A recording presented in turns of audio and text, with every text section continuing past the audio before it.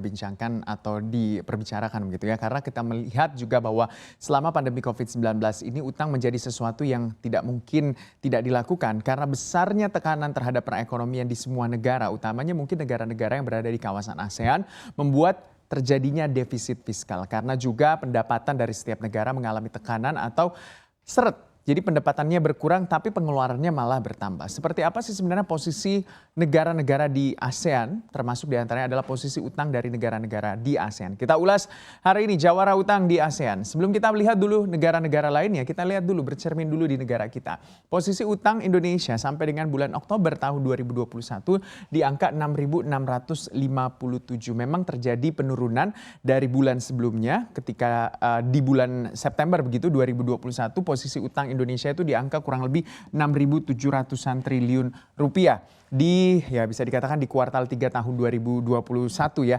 Nah, memasuki bulan Oktober posisi utang Indonesia sudah berada di angka 6.657,28 triliun rupiah atau terjadi penurunan. Kalau kita lihat sebentar apa sih yang membuat penurunan ini, kita akan lihat juga di slide selanjutnya. Tapi kalau kita bandingkan terhadap rasio utang pemerintah terhadap PDB itu juga jauh lebih menurun di angka 35,98% dan di bulan Oktober tahun 2021. Sementara kalau kita bandingkan pada bulan sebelumnya di bulan September itu berada di angka 36%. Walaupun memang masih di bawah batas 40-an%, tapi ya kita juga masih harus tetap mewanti-wanti ketika utang pemerintah semakin membengkak berarti harus ada juga daya bayar atau kemampuan bayar dari pemerintah, mengingat tentunya juga pendapatan negara lagi seret. Apalagi ketika kita melihat di tahun 2022 mendatang postur APBN atau ya outlook of APBN 2022 mendatang memang utang juga masih menjadi salah satu yang mendorong untuk proses pemulihan ekonomi di tahun 2022 mendatang. Bagaimana sih posisi utang Indonesia?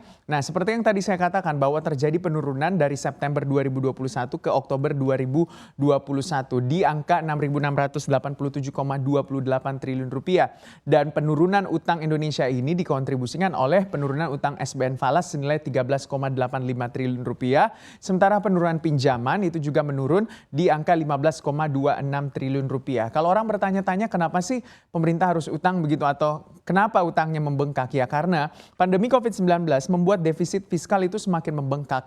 Apa yang membuat itu? Karena kita ketahui selama pandemi COVID-19 pendapatan negara melalui pajak ataupun juga pendapatan negara yang bukan pajak itu semuanya rata-rata tertekan. Artinya ketika pendapatannya tertekan tapi harus membiayai beberapa ya bisa dikatakan jaring pengaman sosial, lalu anggaran kesehatan dan beberapa stimulus-stimulus yang harus dikeluarkan oleh pemerintah, termasuk diantaranya adalah stimulus yang selama ini mungkin digelontorkan dan dirasakan oleh rakyat Indonesia.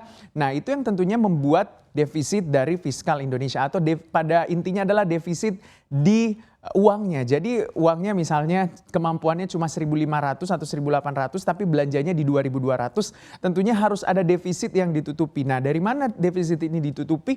Ya dari utang lah salah satunya. Bagaimana caranya? Ya melalui utang bilateral, multilateral atau mungkin penerbitan SBN yang selama ini juga dilakukan oleh pemerintah. Jadi berbagai macam cara dilakukan oleh pemerintah untuk menutupi defisit tersebut. Nah, kalau kita berkaca juga pada postur perekonomian Indonesia di mana konsumsi domestik menjadi motor penggerak ekonomi Indonesia, otomatis ketika terjadi krisis, ya salah satunya pandemi COVID-19 2020-2021 yang 2 tahun belakangan ini terjadi di Indonesia, otomatis cost atau biaya yang dikeluarkan harus jauh lebih besar karena harus menggerakkan konsumsi rumah tangga atau konsumsi domestik. Caranya gimana ya? Menggelontorkan stimulus, BLT dan segala macamnya. Bahkan anggaran kesehatan juga semakin membengkak selama pandemi COVID-19.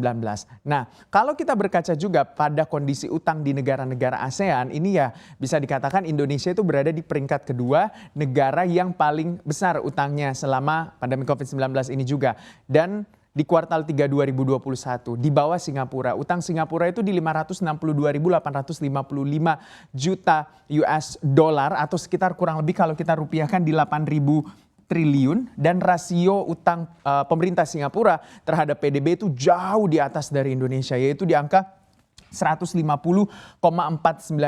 Jadi kalau kita itu masih di bawah 40% rasio utang pemerintah terhadap PDB kita. Di kuartal 3 itu di 36,89.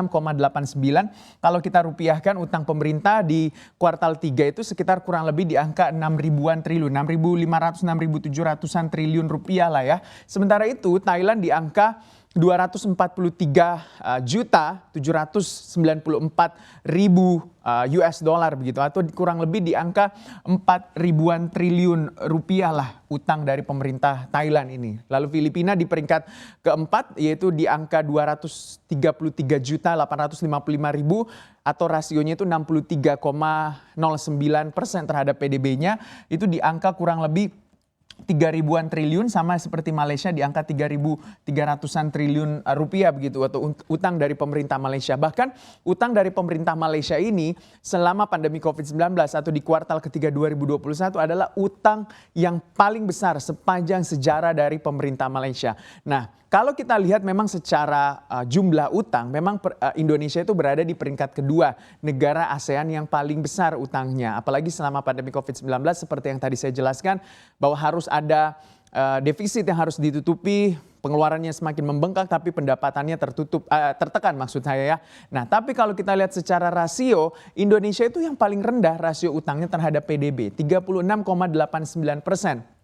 Rasio utang pemerintah Indonesia terhadap produk domestik bruto atau PDB-nya. Bahkan ini yang paling terendah di negara ASEAN. Karena kalau kita lihat negara-negara lain di atas 50% ya. Thailand 51,09, Filipina 63,09, sementara Malaysia 64,68%, dan Singapura juara 150,49. Kalau kita berkaca juga bahwa Indonesia itu adalah negara dengan ekonomi terbesar di ASEAN dan juga satu-satunya negara di ASEAN yang masuk anggota G20. Otomatis rasio utang pemerintah terhadap PDB itu masih bisa dikatakan ya masih di jalurnya lah. Kalau orang-orang mengatakan, ekonom beberapa dari pemerintah juga mengatakan masih aman dan juga masih bisa dikendalikan. Yang penting masih ada daya bayar untuk membayar utang-utang tersebut. Tapi lembaga pemeringkat global yaitu Fitch Ratings menyoroti kondisi utang pemerintah. Apa yang disoroti oleh Fitch Ratings? Yaitu adalah rasio utang terhadap pendapatan yang diperkirakan akan naik 341% di akhir tahun 2021. Jadi yang disoroti adalah bagaimana rasio utangnya terhadap pendapatannya. Karena kita ketahui bahwa pendapatan pemerintah atau pendapatan negara itu tertekan selama pandemi COVID-19. 2020-2021 tidak selalu mencapai targetnya. Karena kenyataannya seperti itu, nggak bisa mencapai target gitu ya. Jadi 341% di akhir tahun 2021 jauh di atas median sejenis di 253%. Jadi ada lampu merah lah ya. Jadi pemerintah itu harus mewanti-wanti kalau menurut Fitch Ratings yang menyoroti utang Indonesia. Apa yang terjadi ketika misalnya rasio utang terhadap pendapatan naik 341% sampai dengan akhir tahun? Yang harus diwanti-wanti adalah pemerintah itu harus kerja keras dan juga kerja ekstra membayar bunga utang di tahun 2022 mendatang. Walaupun kita ketahui bahwa di APBN tahun 2022 mendatang atau rancangan APBN di 2022 mendatang ada postur anggaran yaitu pembayaran utang senilai 400 triliun rupiah yang dimasukkan oleh pemerintah. Dan menurut Fitch Ratings juga kalau misalnya pemerintah Indonesia tidak berhati-hati mengelola utangnya, itu rasio utang terhadap PDB bisa saja membengkak menjadi 43,1% di akhir tahun 2021, bahkan defisit fiskal di 2021 bisa mencapai 5,4%. Tapi Fitch Ratings juga melihat bahwa akan terjadi penurunan defisit fiskal menjadi 4,5% di tahun 2022 mendatang.